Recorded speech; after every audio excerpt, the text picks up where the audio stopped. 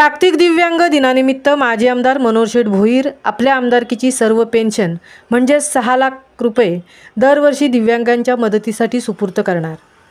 दिव्यांग सामाजिक संस्था उरण यांच्यातर्फे आयोजित कार्यक्रमात या वर्षाची आमदारकीची पेन्शन 6 लाख रुपये दिव्यांगांसाठी सुपूर्द केली।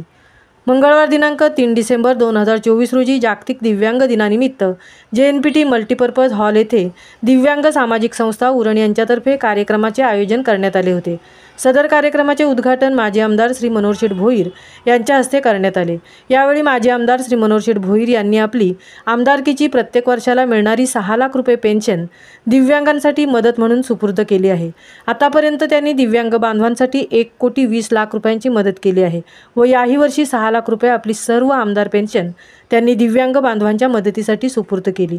सदर कार्यक्रमात मार्गदर्शन करताना माजी आमदार श्री मनोहर शेठ भोईर म्हणाले की मी आमदार असताना माझा सर्व आमदारकीचा पगार तसेच माजी आमदार म्हणून मला मिळालेली सर्व पेन्शन मी दिव्यांग बांधवांना वाटली।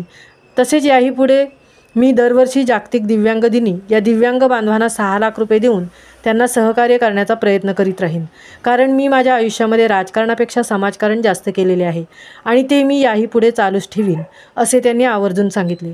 तसेच JNPT ONGC व सिडकोकडून CSR फंड मिळून ते दिव्यांगांसाठी वापरून त्यांना स्वावलंबी बनवण्याचा माझा मानस आहे। त्याचप्रमाणे प्रत्येक गावामध्ये ग्रामपंचायतीच्या माध्यमातून त्यांना व्यवसायासाठी जागा उपलब्ध करून त्यांना स्वावलंबी जीवन जगण्याचा मी प्रयत्न करणार, असा निर्धार त्यांनी व्यक्त केला। पण दुर्दैवानं असं म्हणावंसं वाटतं की ज्यांना आपण 2 वेळा आमदार म्हणून निवडून दिले त्या व्यक्तीला जागतिक दिव्यांग दिनी दिव्यांगांना शुभेच्छा द्यायला सुद्धा वेळ मिळाला नाही, हे दुर्दैवच म्हणावं लागेल।